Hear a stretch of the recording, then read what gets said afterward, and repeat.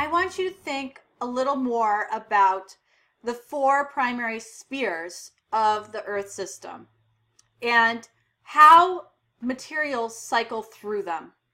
Now, thinking about residence times in some of the different reservoirs or spheres. So the atmosphere would have a very short resident time with respect to materials. Things move pretty quickly through the atmosphere. Looking at the lithosphere, materials would cycle very slowly through the lithosphere. The rock cycle is a very slow process. Now, the carbonate silicate cycle is a slow process. It's a bit different than you just watched an overview of the carbon cycle and how it relates to the hydrologic cycle, because they are very much intertwined. This is a very specific part of the carbon cycle, and it's often separated out on its own, called the carbonate silicate cycle. And this is really important to the regulation of Earth's temperature. So it's thermostat. Let's take a look. Beginning with chemical weathering. So we have the weathering of silicate rocks. So in this equation down here, this CaSiO3, that would be calcium, silica, and oxygen, 3 oxygens, plus 2 carbon dioxides, plus water, gives you a calcium ion plus 2 carbonates plus silica and oxygen. So what is happening here? We have chemical weathering through interactions with water. So when we're talking about chemical weathering right now, we're really thinking about hydrolysis and dissolution. So we have these reactions with water. And so we have the weathering of silicate rocks, and we have some ions carried by rivers and oceans then. So we have the calcium ion that you see right here, and the carbonate being carried by rivers into the oceans, where organisms use these ions to build calcium carbonate shells, which you'll see as CaCO3. And so they're building shells. So we have CaCO3, calcium carbonate, plus carbon dioxide, plus water now. And then what happens after they build their shells? Well, when the organisms that build the shells die, they settle out to the bottom of the ocean and accumulate there. And as they accumulate at the bottom of the ocean, they ultimately, over time, get buried. And when they get buried, they begin to lithify and become sedimentary rocks. And so this is a way that carbon dioxide from the atmosphere here, so you see that we have rain dissolving carbon dioxide and rock weathering. So there's the carbon dioxide getting brought out of the atmosphere. We have the materials being carried by rivers to the oceans, where we're using that carbon dioxide to construct shells, right? And so the carbon dioxide is now still stored in these shells, which are buried and become rock. So they're ultimately stored in sedimentary rock, like limestone, for example, would be a carbonate sedimentary rock. And what happens then is, over time, since these have accumulated on the ocean floor, we know that ocean floor doesn't really get older than 175 million years because of plate tectonics. So this rock, the sedimentary rock, is being brought into a subduction zone. It's subducting into Earth. And carbon dioxide is a volatile, which means that it's getting vaporized, and as a gas, it's going to want to rise upward toward the surface of Earth. So it exits from volcanic outgassing. So carbon dioxide enters back into the atmosphere after a long time from volcanic outgassing. And this is a simplified version of the carbonate silicate cycle. Now, moving forward and talking about negative feedback effects, negative temperature feedback effects. This is figure 4-7 from your textbook. So what happens here? You have some initial change which causes a warmer climate.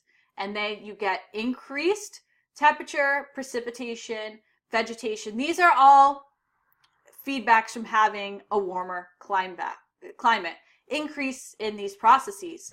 And then also, because you have a warmer climate, think back to that figure from a couple weeks ago that we looked at where we saw the relationship between temperature and different types of weathering. When you have warmer temperature conditions and wetter environments, you get increased chemical weathering. So then you get increased carbon dioxide removal by weathering, which actually causes a cooling effect. So it reduces the initial carbon dioxide in the atmosphere. So that is a negative feedback mechanism it's regulating.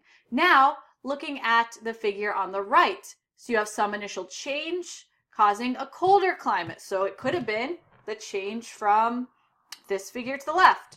And so then if you have a colder climate, you're going to get decreased temperature, precipitation, and vegetation. Cold air cannot hold as much water as warm air. So then you get decreased chemical weathering, as you may recall from that figure from a couple weeks ago, that we get more mechanical weathering in colder conditions. So we get decreased chemical weathering, and then of course you're going to get decreased carbon dioxide removal by weathering, and this is going to reduce the initial cooling because we'll have more carbon dioxide in the atmosphere. It's not getting brought down in the same way. And so this is the flip side of that negative feedback. They're both negative feedbacks though, because you start in this figure B with a cooler climate and you end up with a warming effect. In figure A, you start with a warmer climate and you end up with a cooling effect. Now, these processes, like any, do not act in isolation. And so at times in geologic history, if you have, say, slower seafloor spreading, you're going to have a reduction in carbon dioxide output to the atmosphere from volcanoes, right? And so then that would be during a cold icehouse climate when you have this slower seafloor spreading, and you're going to have a decrease in chemical weathering, then a decrease in carbon dioxide removal, and a reduction in cooling. On the flip side, if you have a time where you have faster seafloor spreading, you're going to have more carbon dioxide outgassed from volcanoes during this time, since you're having faster tectonic processes.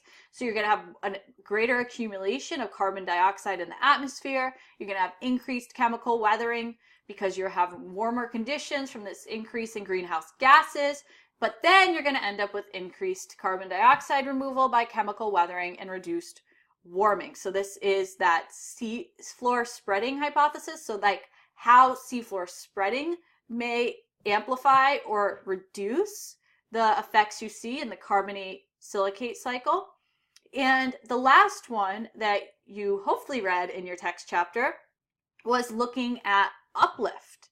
So thinking about back to plate tectonics, if you have convergent plate tectonics, convergent plates coming together, especially if you have two continental plates, you're going to get uplift. This is how we have mountain building. That's one way you get uplift. We're not gonna go into all the ways right now, but that's one way that you get uplift. So you would expect to have more uplift at a time where you have faster seafloor spreading. So you have more uplift, steeper slopes, and you have more landslides. And what's going to happen is that you have more ways that rocks can get broken up into little pieces. And now remember back to a couple weeks ago from our weathering lecture slides that we saw that cube where if you split it up into a bunch of different little pieces, you're going to increase the surface area, which increases the area that the reactions can take place.